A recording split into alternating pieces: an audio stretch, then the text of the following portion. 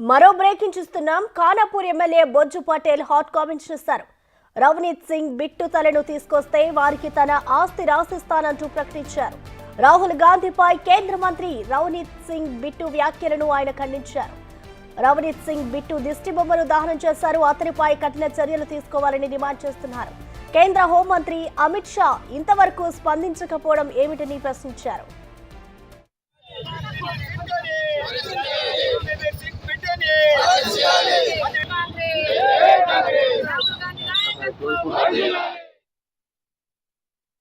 Ranveer Singh bit అతను అనుకున్న వాక్యాన్ని వెనక్కి తీసుకోవాలి.